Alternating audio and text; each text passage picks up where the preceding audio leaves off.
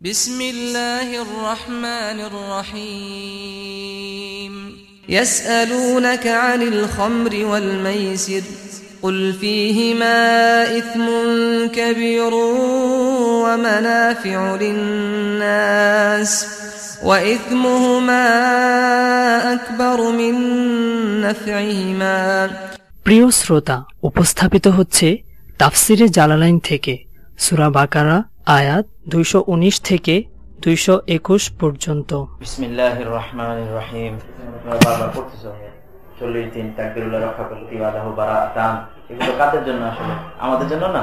এগুলোর মেজদাকে আওয়াল তো আমরা মুখাতাবে আওয়াল আরবিতে আমরা পড়তেছি, আর অন্যদেরকে তো আমরা বাংলায় শোনাইতেছি। তো দেখা যায় আমরা যাদেরকে শোনাইতেছি ওনাদের ভিতরে কেমন জজবা পয়দা হয় স্কুল কলেজের ছেলে। কিন্তু আসলে আমরা বেশি জানার কারণে শয়তান আমাদেরকে বেশি ধোঁকা দিয়ে ফেলে। কিন্তু আমরা আমাদের আকাবেরদের জীবনীগুলো পড়ি, তাহলে দেখবা যে আমাদের আকাবেররা সব লাইনই আকাবের ছিল। আবৃত্তিতে মুফতি রশিদ আহমদ গঙ্গোহী রাহিমাহুল্লাহর একটা ঘটনা আসছে। দেওবন্দের এক মাহফিলে আসছেন, দারুল উলুম দেওবন্দের এক জলসাতে আসছেন।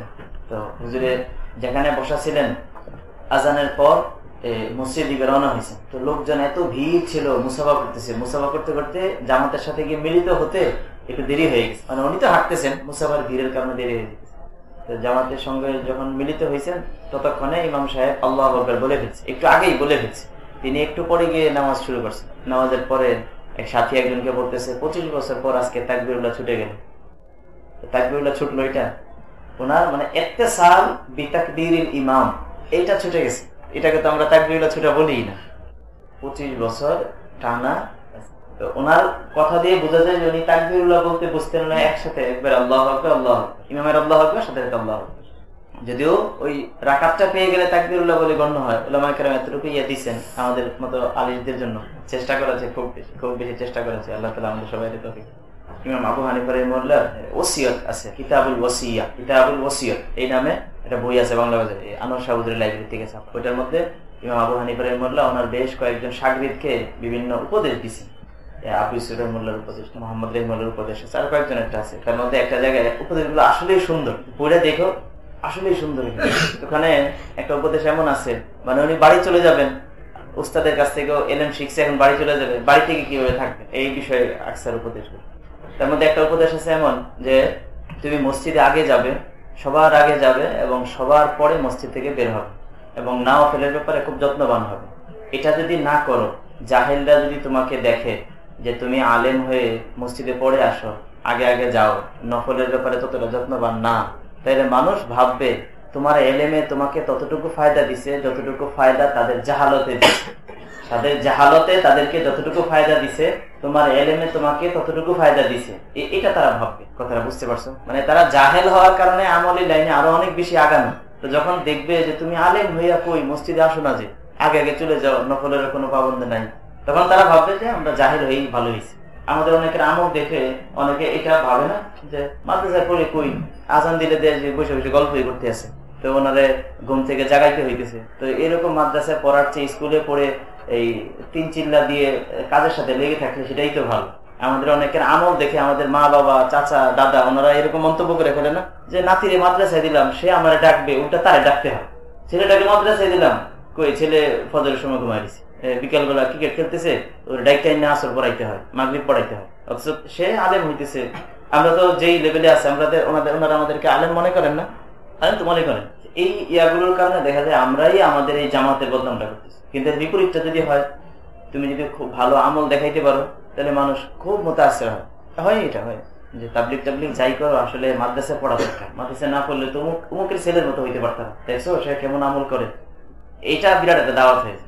আল্লাহ তাআলা আমাদেরকে তৌফিক দান করুন।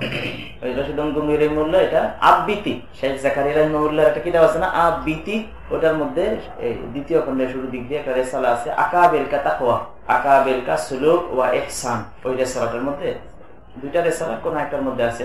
আবার এটা আলাদাভাবে বাংলা বাজারে পাওয়া যায়, উর্দুও পাওয়া যায়, বাংলাও পাওয়া যায়। তো পারলে এটা কিনে নিন। এবার চলো পড়াই। বিসমিল্লাহির রহমানির রহিম। আহকামের আয়াত চলতেছে। আবওয়াবুল বীর এর আয়াতের পর থেকেই আহকাম এর ধারা চালু হয়েছে। ইয়াসআলুনাকা আনিল খামরি ওয়াল মাইসির, এখানে খামর এবং মাইসিরের হুকুম আসতেছে। তো যে তরতিবে আসতেছে, হযরত থানবী রাহমাতুল্লাহি আলাইহি আহকামের যেই তরতিব বাতাইছেন, সেই হিসেবে এটা হয় 15 নম্বর হুকুম। ইয়াসআলুনাকা আনিল খামরি ওয়াল মাইসির, বাকি দুইটা হুকুম ডবল হয়েছে, দুইটা বা একটা বলা যাবে। এই যে কুতিবা আলাইকুমুল কিতাল ওয়া হুয়া কুরহুল লাকুম, এই কিতালের হুকুমটা পিছনেও গেছে, তাই না? এরপরে একটু পরে যেটা আসছে সেটাও কিতালেরই, ইয়াসআলুনাকা আনিশ শাহরিল হারাম কিতালিন ফি, মানে হুকমুল কিতাল ফিশ শাহরিল হারাম, এটাও কিতালেরই হুকুম। তো যদি কিতালের হুকুমটা যদি দুইবার আসছে, সেটাকে যদি আলাদা আলাদা নাম্বার দেওয়া হয়, হযরত হানিফ রাহিমাহুল্লাহ যেটা দিবেন, সেই হিসেবে খমর এবং মাইসিরের হুকুম এটা হয় 15 নম্বর। আর যদি কুতিবা আলাইকুমুল কিতাল, এরপরে ইয়াসআলুনাকা আনিশ শাহরিল হারাম, দুটোটাকে এই যে পিছনে যে কিতালের হুকুম গেছে এই সেটার সঙ্গে লাগানো হয়, তাহলে দুইটা নাম্বার কমে যাবে। তাহলে এটা হবে কত? 13। কত হবে এটা? 13। বিসমিল্লাহির রহমানির রহিম। ইয়াসআলুনাকা আনিল খামরি ওয়াল মাইসির, তারা আপনাকে মদ এবং জুয়া সম্পর্কে জিজ্ঞেস করে যে এগুলোর হুকুম কি। ওমর খাত্তাব রাদিয়াল্লাহু আনহু, মুআয বিন জাবাল এবং সাহাবীদের এক জামাত ওনারা আয়েশা রাদিয়াল্লাহু আলাইহি ওয়াসাল্লামকে জিজ্ঞেস করছেন মাইসির আই আল কিমার মা হুকমুহুমা, এগুলোর হুকুম কি। কুল লাহুম ফীহিমা ইসমুন কাবীর, এগুলোতে রয়েছে বিরাট অপরাধ, ওয়া মানাফিউ লিন-নাস, এবং মানুষের জন্য কিছু উপকারিতাও রয়েছে। ওয়া ফীহিমা মানাফিউ লিন-নাস, কুল লাহুম ফীহিমা আই ফি তাআতিহিমা আই ফি আখযিহিমা, তাআতিহিমা আই আখযিহিমা, ইসমুন কাবীর আযীম, এক কিরাত কাবীর শব্দটা বা দিয়ে, ওয়া ফি কিরাআতিন বিল মুসাল্লাসা, আরেক কিরাত হলো ফা দ্বারা কাসীর। তো এই দুইটাতে রয়েছে বিরাট অপরাধ বা অনেক অপরাধ। লিমা ইয়াহসুলু বিসাবাবিহিমা মিনাল মুখাসামাতি ওয়াল মুশাতামাতি ওয়া কাউলিল ফুহশি, কারণ এগুলোর কারণে ঝগড়াঝাটি হয়, পরস্পর গালিগালাজ হয় এবং অশ্লীল কথাবার্তা হয়। এগুলোর মধ্যে অন্যায়, এটা দ্বারা আসলে উদ্দেশ্য হলো যে এগুলোর কারণে অনেক অন্যায় রাস্তা খোলে, এটা বলা উদ্দেশ্য। বিসাবাবিহিমা, এগুলোর কারণে পরস্পর ঝগড়াঝাটি হয়, গালিগালাজ হয়। কাউলুল ফুহশি, কাউলিল ফুহশি, ফায়ের মধ্যে পেশ। ও মানাফিউ লিন-নাস, মানুষের জন্য কিছু উপকারিতাও আছে। বিল লাযযাতি ওয়াল ফারহি, স্বাদ পাওয়া যায়, ওয়াল ফারহি, আনন্দ লাভ হয়, এই দুইটা হয় ফিল খামরি। ওয়া ইসাবাতিল মালি বিলা কাদ্দিন ফিল মাইসির, আর জুয়ার মধ্যে কোনো কষ্ট ছাড়া সম্পদ হাসিল হয়ে যায়। কিছু ফায়দা আছে, আবার কিছু অনেক ক্ষতির দিকটাই বেশি। ইসমুহুমা আকবারু মিন নাফইহিমা, এই দুইটার অপরাধ এগুলোর উপকারিতা অপেক্ষা বিরাট, উপকারিতার চেয়ে অপেক্ষা বিরাট। এগুলোর অপরাধ এগুলোর উপকারিতা অপেক্ষা বিরাট বা বেশি। ইসমুহুমা আই মা ইয়ানশাউ আনহুমা মিনাল মাফাসিদ, এগুলোর থেকে যে সকল ফাসাদের সৃষ্টি হয় সেগুলো আকবারু আযমু মিন নাফইহিমা। তো এগুলোর মধ্যে কিছু উপকারিতা আছে, এটা স্বীকার করা হইতেছে, যেটা মুসান্নিফ বললেন। লাম্মা নাযালা, এই আয়াত যখন নাযিল হলো, এখানে নিষেধ করা হয়নি, নিষেধ করা হয়নি, শুধু এতটুকু বলে দিয়েছে যে ইসমুহুমা আকবারু মিন নাফইহিমা। তো যখন এই আয়াত নাযিল হলো, শারিবাহা কওমুন ওয়া আমতানা আখারুন, সাহাবীদের মধ্যে কেউ কেউ তারপরও পান করতেছিলেন, যে মানাফে তো কিছু আছে, এটা আল্লাহ তাআলাই বলতেছেন, অতএব মানাফেটা যেন আমরা পাই। আমতানা আখারুন, আর অন্যান্য সাহাবীদের কেউ কেউ আবার এটা থেকে বিরত রয়েছে। ইলা আন হারামাত হুমা আয়াতুল মাইদা, অবশেষে সূরা মাইদা, ইন্নামাল খামরু ওয়াল মাইসিরু ওয়াল আসলাম রিজসুম মিন আমালিশ শাইতান, ওই আয়াতটা এসে দুটোটাকে একদম কিয়ামত পর্যন্ত সময়ের জন্য হারাম করে দিয়েছে। তাদরিজান, তাদরিজান, ধীরে ধীরে খমরটা হারাম হয়েছে। প্রথম দিকে খমর পান করা একদম বৈধ ছিল, কিন্তু তারপরে সাহাবীদের মধ্যে কেউ কেউ পান করেন নাই, সাল্লাল্লাহু আলাইহি ওয়াসাল্লাম তো করেনই নাই। কোন নবী ক্বাবলান নবুওয়া এমন কোন কাজ করেন না যে কাজটা পরবর্তীতে হারাম হয়ে যেতে পারে, মানে যেটা আসলে হারাম হবে সেটা তবেই ভাবেই খারাপ থাকে।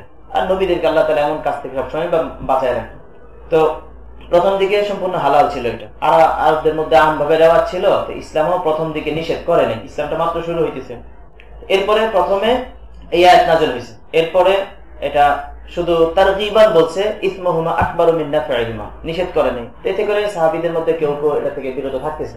এরপরে ঘটনা হলো যে একবার আব্দুর রহমান ইবনে আউফ সব সাহাবীদেরকে দাওয়াত দিয়েছেন। তো দাওয়াতের পরে সবাই গুলো যেহেতু শরাব পান করার আম রেওয়াজ ছিল, তো খানা টানা খাওয়ার পরে সবার সামনে শরাব দিছে, সবাই শরাব পান করছে বিকেল বেলা। তো শরাব পান করা শেষ, এবার মাগরিবের আজানের সময় হয়ে গেছে, আজান হয়েছে, এবার নামাজে দাঁড়াইছে।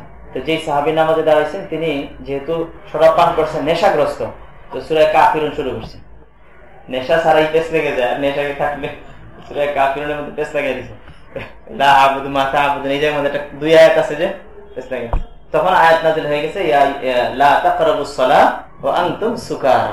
এই দ্বিতীয় পর্যায়ে আসলো হুকুমটা যে নামাজের সময় হলে নামাজের আগে শরাব পান করা যাবে না। এটা বাস এইভাবে চলতেছে। এবার কিছুদিন পরে ইতবান ইবনে মালিক রাদিয়াল্লাহু আনহু তিনি সাহাবীদের কয়েকজনকে দাওয়াত দিয়েছেন। তো দাওয়াতের পরে যেহেতু নামাজের সময়টা নিষেধ, আগে তো খাওয়া যাবে, নামাজের সময় থেকে বেশ দূরে খাওয়া যাবে, তো শরাব দিচ্ছেন, সবাই খাইতেছেন। তা খাওয়ার পরে আর ওদের মধ্যে আগে রেওয়াজ ছিল যে শরাবের নেশাগ্রস্ত যখন হয়ে যেতেন তখন ওনারা শের আশার পড়তেন, যেগুলোর মধ্যে নিজেদের বাপ দাদাদের বা নিজেদের গৌরব এর বিষয়গুলো থাকতো এবং অন্যদের হিজু ইত্যাদি থাকতো। তো হযরত সাদ বিন আবি ওয়াক্কাস তিনি ওই শরাব পান করে কাসিদা বলতে শুরু করছেন, শের। তো কাসিদার মধ্যে আনসারীদের কিছু হিজু এসে গেছে। তো আনসারী এক সাহাবী উনি রাগ হয়ে গেছেন, আমাদের হিজু করতেছে। পরে একটা হাড্ডি ছিল, ওটার একটা হাড্ডি দিয়ে ওনার মাথায় আঘাত করছে, রক্তাক্ত হয়ে গেছে। পরে এই ঘটনাটা হুজুর সাল্লাল্লাহু আলাইহি ওয়াসাল্লামের কাছে এসে সাহাবীরা বলছেন। বলার পরে হুজুর সাল্লাল্লাহু আলাইহি ওয়াসাল্লাম আল্লাহ তাআলার কাছে দোয়া করতেন, ইয়া আল্লাহ, খমরের ব্যাপারে আমাদেরকে পরিষ্কার বিধান দেন, বাইয়িন লানা ফিল খামারি বায়ানান শাফিয়া। এই তখন ওই সূরা মায়েদার ওই আয়াত নাযিল হয়েছে, একদম কিয়ামত পর্যন্ত সময়ের জন্য হারাম হয়ে গেছে। আনাস রাদিয়াল্লাহু আনহুর রিওয়ায়াতে আছে যে তিনি কয়েকজন সাহাবীদের মধ্যে শরাব তাকসিম করতেছিলেন। তো যখন আয়াত নাযিল হয়েছে তখন এক সাহাবী বাইরে হুজুরের কথাটা এলান করতেছে। তো এলানের আওয়াজটা যেই মজলিসে আসছে, যে অবস্থায় ছিল সাথে সাথে শরাবটা ফেলে দিছে, মুখে ছিল তো মুখে ফেলে দিছে, হাতে ছিল তো হাতের সাথে সাথে ফেলে দিছে। এবং শরাব যেহেতু আমে সাহাবীদের মধ্যে ছিল, তো যার ঘরে ছিল সবগুলো শরাব ফেলে দিছে একদম মদিনাতে, বৃষ্টির পানির মতো চলে গেছে। তো যেহেতু শরাব পানের ব্যাপারে সাহাবীদের আম ভাবে একটা আদত হয়ে গেছিল, এই জন্য আল্লাহ তাআলা ওই সাহাবীদের উপরে এই একটা ইহসান করছেন, ধীরে ধীরে তাদের উপর হুকুমটাকে শক্ত করছেন। প্রথমবারই করে ফেললে হয়তো কষ্ট হয়ে যেত, তো আল্লাহ তাআলা এই সুবিধাটা সাহাবীদেরকে দিয়েছেন। তো সাহাবীদের উপর দিয়ে বিরাট কিছু মুসিবতও গেছে, আবার সাহাবীদেরকে আল্লাহ তাআলা কিছু সুবিধাও দিয়েছেন। কিছু মুসিবত যেটা উম্মতের উপরে আসবে না আর কখনো, এমন কিছু মুসিবত সাহাবীদের উপর দিয়ে গেছে, ইসলামের শুরু জমানার কষ্টটা। আবার কিছু কিছু বিধান যেগুলো ধীরে ধীরে আসছে, সেই ধীরে ধীরে আসার যে সুবিধাটা সেটা সাহাবীরা পাইছেন। ওরকম কষ্ট উম্মতের অন্য কোন জামাতে কষ্টটাও যেমন পাবে না, সুবিধাটাও পাবে না, অতএব সাহাবীদের এই সময় হুকুম নাযিল হয়ে যাওয়ার পর এরপর নতুন করে যদি কোন এলাকার মানুষ মুসলমান হয় আর তারা যদি শরাব পানের উপরে আগে থেকে অভ্যস্ত থাকে, তাহলে তারা কি এই সুবিধাটা পাবে? কি বলো, তারা কি এই সুবিধাটা পাবে? কেউ পাবে না এটা। এবং এখন নতুন করে কেউ মুসলমান হয়েছে, বাস এখন সাথে সাথেই যোহর নামাজ পড়তে হবে, পরের দিন রোজা হলে পরের দিনটা তাকে রোজা রাখতে হবে, জাকাতের মাল যদি হয় তাহলে পরের বছরই তাকে জাকাত দিতে হবে, হজের মৌসুম এসে গেলে বাস এখনই তাকে হজ করতে হবে, সব হুকুম আহকাম এসে যায়। এখন আর ওই সুবিধাটা পাওয়ার নেই, এখনই তাকে সবকিছু করতে হবে, এখনই একেবারে। আচ্ছা, এটা কয় নম্বর হুকুম হলো বলো? 14। ইয়াসআলুনাকা মাযা ইউনফিকুন, তারা আপনাকে জিজ্ঞেস করবে যে তারা করবে মানে কি পরিমাণ খরচ করবে, তার উদ্দেশ্য হলো আই মা কাদরুহু, কি পরিমাণ সম্পদ খরচ করবে, এটা দ্বারা উদ্দেশ্য হলো কি পরিমাণ সম্পদ খরচ করবে। তো কুল আনফিকু আল আফওয়া, আপনি বলুন যে তোমরা অতিরিক্ত সম্পদটা খরচ করো। আল আফওয়া আই আল ফাযিল আনিল হাজা, প্রয়োজনের অতিরিক্ত অংশটা খরচ করো। ওয়ালা তুনফিকু মা তাহতাজুনা ইলাইহি, যতটুকু তোমাদের প্রয়োজন সেটা খরচ করার প্রয়োজন নেই, করো না। ওয়ালা তুযাইয়ু আনফুসাকুম, নিজেদেরকে ধ্বংসের সম্মুখীন করো না। লা তুনফিকু মা তাহতাজুনা ইলাইহি ওয়ালা তুযাইয়ু আনফুসাকুম, নিজেদেরকে সংকীর্ণতায় ফেলো না।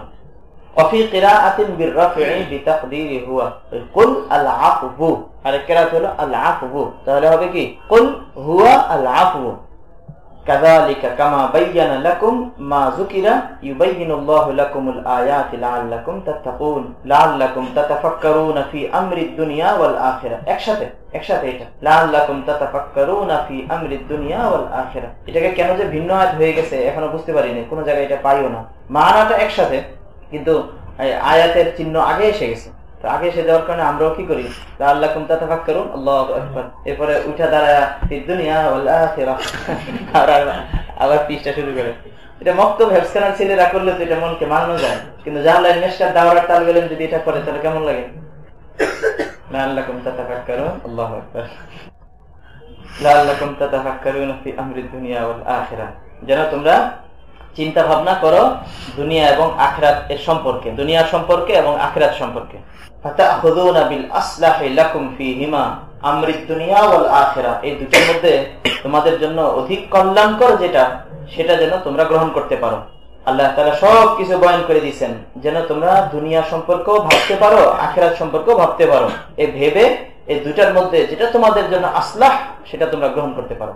তাআখুযুনা বিল আসলাহি লাকুম ফীহিমা, তোমরা যারা অন্তত বুঝে ফেলছো, তোমরা এই তারাবির এই তর্জটা ধীরে ধীরে পরিবর্তন করার চেষ্টা করো। ধীরে ধীরে করতে থাকলে হয়ে যাবে, আস্তে আস্তে হয়ে যাবে। সাধারণ মানুষের শোনা দরকার। এখন তুমি কি আগের মতোই শোনাইতেছো পৃষ্ঠা পৃষ্ঠা করে, না রুকু রুকু করে? এটাকে সাধারণ মানুষের খবর আছে, বা খবর থাকলে বুঝাই দেবো আমরা তাদেরকে। এই ক্ষেত্রে আমাদের বিরাট একটা ভুল হয় যে আমি নতুন একটা কিছু চালু করলে মানুষে কি বলবে। আরে মানুষের কি বলবে এই মনোভাবটা বা এই কথাটার কোনো ভিত্তি নাই। ভিত্তি ছাড়া তারা একটা কিছু বলবে, এটার আমরা ভয় পাইতেছি। অথচ আমরা যেটা প্রতি উত্তরে বলবো আমাদের পূর্ণ ভিত্তি আছে। সেখানে আমি কেন এটা চিন্তা করি যে আমার পূর্ণ ভিত্তি যেতে আছে, আমি এটা বলবো, এরপর মানুষের উল্টা পাল্টা কিছু বললে আমি যেটা বলে দেবো উত্তর।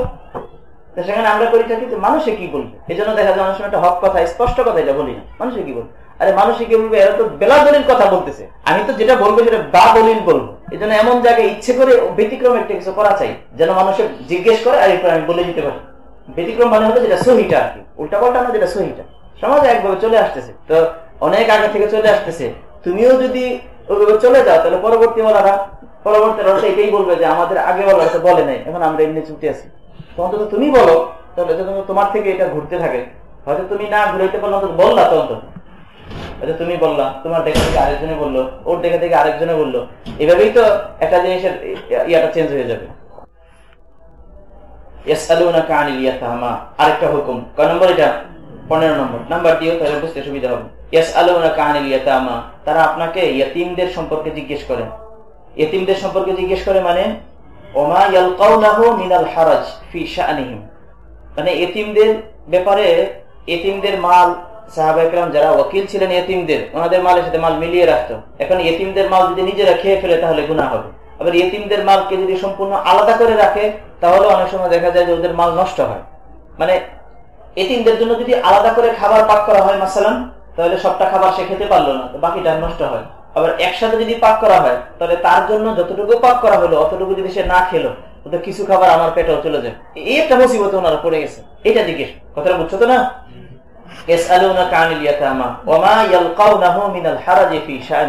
তারা আপনাকে জিজ্ঞেস করে ইয়তীমদের ব্যাপারে এবং তাদের ব্যাপারে সাহাবায়ে কেরাম যে কষ্টের সম্মুখীন হচ্ছেন এই ব্যাপারে, ইয়ালকাউনাহু মিনাল হারাজ, যে কষ্টের সম্মুখীন ওনারা হচ্ছেন এই ব্যাপারে জিজ্ঞেস করবেন। সেটা একটি কি, এটা ব্যাখ্যা দিতেছে। ফাইন ওয়াকালুহুম, তারা যদি ইয়তীমদেরকে নিজেদের সঙ্গে আহার করায়, ওয়াকালুহুম, তারা যদি ইয়তীমদেরকে নিজেদের সঙ্গে আহার করায়, তাহলে ইয়াথামু, তাহলে তারা গুনাহগার হয়। গুনাহগার হয় মানে ইয়তীমদের জন্য যতটুকু, মনে করো ইয়তীমদের জন্য যে সম্পদ আছে ওখানে, মনে করো ইয়তীমদের জন্য ভিন্নতে এর মাল থেকে একটা ভিন্ন একটা বস্তা তুমি নিয়ে আসলা। এখন প্রত্যেক বেলা ওর বস্তা থেকে মনে করো একটা ছোট্ট একটা পেয়ালা দিয়ে নির্ধারিত পরিমাণ চাউল তোমার ডেকচিতে দিয়ে ভাত পাক করলাম। ওই পরিমাণ চাউল যদি সে না খেলো তাহলে কিছু চাউল অতিরিক্ত থাকবে, সেটা তোমার পেটে চলে যাবে। এটা বলতেছে না, ওখানে তো চাউল হইতো না, অন্য কিছু। ইয়াথামু, এটা বলতেছে না এখানে। ওয়াইন আযালু মা লাহুম মিন আমওয়ালিহিম ওয়া সানাউ লাহুম তাআমান ওয়াহদাহুম, আর যদি তাদের সম্পদকে নিজেদের সম্পদ থেকে সম্পূর্ণ আলাদা করে রাখে, ওয়াইন আযালু মা লাহুম মিন আমওয়ালিহিম ওয়া সানাউ লাহুম তাআমান ওয়াহদাহুম, এবং তাদের জন্য আলাদা করে খাবার পাক করে, তাহলে ফাহারাজুন, মানে ফাহুয়া হারাজুন, তাহলে এটা আরেক মুশকিল হয়। এই তখন আল্লাহ তাআলা বলতেছেন কুল ইসলাহুম লাহুম খায়র, আপনি বলুন যে তাদের জন্য সুব্যবস্থা করা এটা উত্তম। ইসলাহুল লাহুম ফি আমওয়ালিহিম, তাদের জন্য সুব্যবস্থা করা, অর্থাৎ তাদের মালের ব্যাপারে সুব্যবস্থা করা এটা হলো উত্তম। ফি আমওয়ালিহিম বিতানমিয়াতিহা, মালকে বাড়ানোর মাধ্যমে, তাদের মালের ব্যাপারে সুব্যবস্থা করা, বিতানমিয়াতিহা, মালকে বাড়ানোর মাধ্যমে মালের সুব্যবস্থা করা এটা, ওয়া মুদাখালাতুকুম, এবং তাদের মালের ব্যাপারে তোমাদের হস্তক্ষেপ করা এটা, খায়রুম মিন তারকি যালিকা, এই দুইটা কাজ তরক করার চেয়ে খায়র। মুদাখালাতুকুম এটা রাখা হয়েছে ইসলাহুল উপরে, তাহলে ইসলাহুল লাহুম ফি আমওয়ালিহিম বিতানমিয়াতিহা, তাদের মালকে বাড়িয়ে মালের সুব্যবস্থা করা। আরেকটা হলো বাড়ানোর ব্যাপারে যত কিছু করা লাগে সব ব্যাপারে তোমাদের হস্তক্ষেপ করা। যদি কাউকে দিতে হয় ব্যবসা করার জন্য তাহলে দাও, অথবা তুমি নিজে ব্যবসা করো, তাহলে ঠিক আছে এটা করো, এটা তাহলে এটা খায়রুম মিন তারকি যালিকা, এটা খায়ের তরকি জালিকা। জালিকা মানে মুশানিলে কি মিনাল ইসলাহি বিতানমিয়া ওয়াল মুদাখালা। ইসলাহ বিতানমিয়া এবং মুদাখালা এই দুইটাকে তরক করার চেয়ে এই দুইটা করা এটা খায়ের। ওয়া ইন তুখালিতুহুম ফা ইখওয়ানুকুম ফিদ্দিন, যদি তোমরা তুখালিতুহুম আই তাখলিতু নাফাকাতাহুম বিনাফাকাতিকুম, যদি তাদের খরচপাতি ব্যয় ভার এটাকে তোমাদের খরচপাতির সাথে মিলিয়ে নাও, ফাইখওয়ানুকুম ফিদ্দিন, তাহলে তারা তো তোমাদের দ্বীনি ভাই। ফাইখওয়ানুকুম তাহলে তারা তোমাদের ভাই, ফাইখওয়ানুকুম আই ফাহুম ইখওয়ানুকুম ফিদ্দিন, তারা তো তোমাদের দ্বীনি ভাই। আর ওয়ামিন শানিল আখি আই ইউখালিতা আখাহু, আর ভাই তো তার অন্য ভাইকে একসাথে মিলিয়ে নেয়। এই জাওয়াজ সাবেত যে তোমরা এটা করতে পারো, মিলিয়ে নিতে পারো। ফালাকুম যালিক, অর্থাৎ তোমাদের জন্য এটা বৈধ আছে। এরপরে আল্লাহ তাআলার ভয় ভিতরে ঢুকাই দিতেছেন। ওয়াল্লাহু ইয়ালামুল মুফসিদা মিনাল মুসলিহ, আল্লাহ তাআলা জানেন যে কারা তাদের সম্পদ নষ্টকারী আর কারা তাদের সম্পদের সুব্যবস্থাকারী। ওয়াল্লাহু ইয়ালামুল মুফসিদা লিআমওয়ালিহিম বিমুখালাফাতিহি, আল্লাহ তাআলা জানেন কে তাদের সম্পদ নষ্টকারী। বিমুখালাফাতিহি, নিজের সম্পদের সাথে তাদের সম্পদটাকে মিলায়া কে নষ্ট করবে আর কে মিলিয়ে ইসলাহ করবে, এটা আল্লাহ তাআলা জানেন। মিনাল মুসলিহি লাহা ফায়ুজাজি কুল্লাম মিনহুমা, এই কথাটা বুঝছো না? ইজাজত দিলেন, ইজাজত দেওয়ার পাশাপাশি আল্লাহ তাআলার ভয় এটা যেন ভিতরে থাকে এটা বুঝাই দিলেন। ওয়ালাউ শা আল্লাহু লাআনাতাকুম, আল্লাহ তাআলা যদি চাইতেন তাহলে তোমাদেরকে কষ্টে ফেলে দিতেন। আল্লাহ তাআলা যদি চাইতেন তাহলে তোমাদেরকে কষ্টে ফেলতে পারতেন। লাআনাতাকুম আলা দাইয়াকা আলাইকুম বিতাহরিমিল মুখালাফাতি, আল্লাহ তাআলা তোমাদের উপরে সংকীর্ণ করতে পারতেন এই বিষয়টাকে। বিতাহরিমিল মুখালাফা, যে ইয়েতিমদের সম্পদকে নিজেদের সম্পদের সাথে একদম মিশাতে পারবে না, তাহলে কত কষ্ট হয়ে যেত না?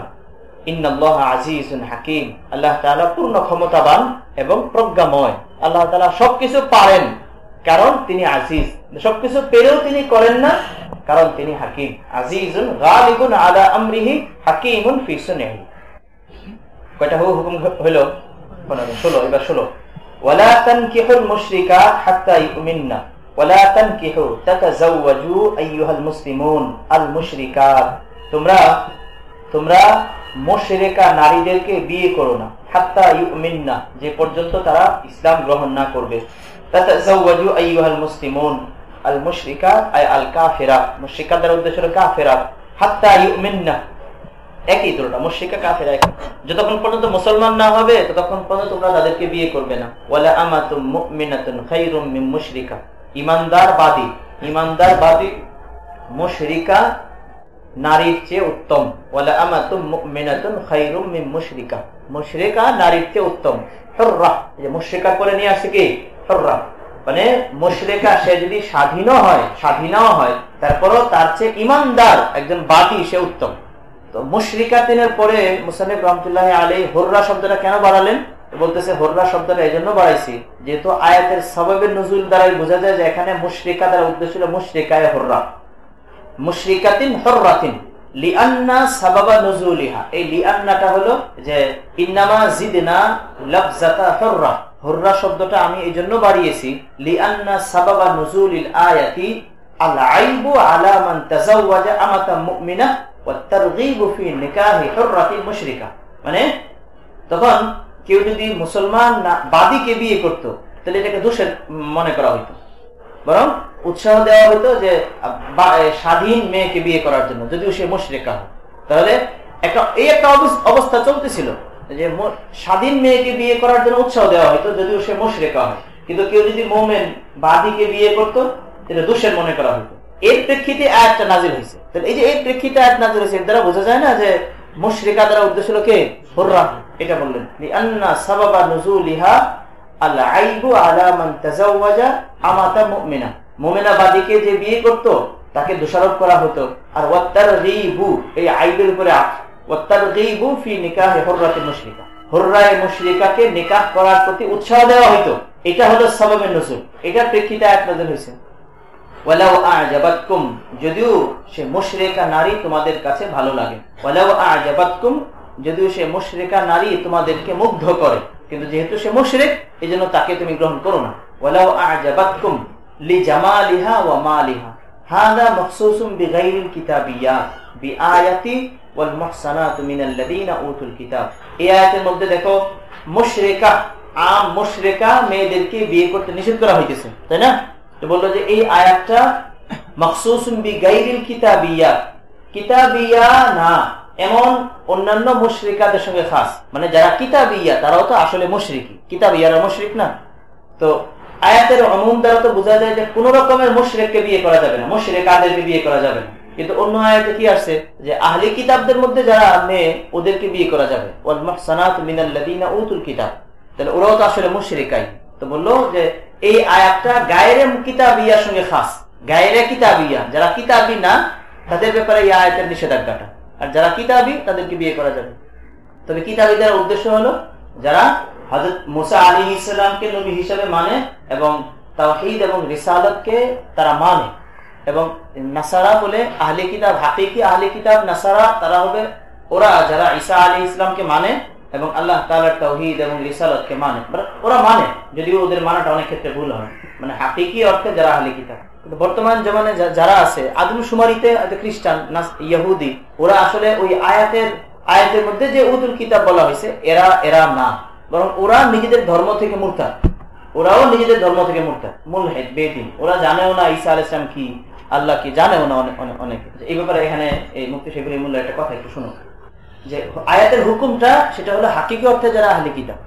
এটা কেন সংক্ষেপে এটার কারণটা হলো, দেখো অন্যান্য আম মুশরিক কাফের যারা আছে তারাও মুশরিক কাফের, কিন্তু যারা আহলে কিতাব তারা সম্পূর্ণরূপে অন্যান্য মুশরিকদের মতো না। দেখো ঈমানের মূল বুনিয়াদ হলো তিনটা জিনিস, তাওহীদ, রিসালাত, আখিরাত, তিনটা জিনিস না। যারা হাকিকি অর্থে মুশরিক, এই হিন্দু মনে করে, হিন্দু বৌদ্ধ, ওরা তো তিনটাই মানে না, তিনটা কোনোটার মধ্যেই নাই তারা। কিন্তু যারা আহলে কিতাব, হাকিকি অর্থে যারা আহলে কিতাব, ইহুদি, নাসারা, ওরা তাওহীদটাকেও মানে, যদি না এটার মধ্যে তারা এমন ব্যাখ্যা দেয় যেটার কারণে তাওহীদ থাকে না, কিন্তু তারা মুদ্দাঈ লিত-তাওহীদ, রিসালাতটাকে না, আখিরাতটাকে তারা মানে, শুধু মানে না হলো রিসালাতটা, শুধু একটা জায়গাতে তাদের অসুবিধাটা। এজন্য তাদের হুকুমটা অন্যদের মতো না। কিন্তু তাদের মধ্যেও কেউ যদি অন্যদের মতো হয়ে যায়, শুধু নামে সে ঈসাই, নামে ইহুদি, কিন্তু হাকিকতে তারা অন্যদের মতো, তাহলে হুকুম অন্যদের মতই হবে।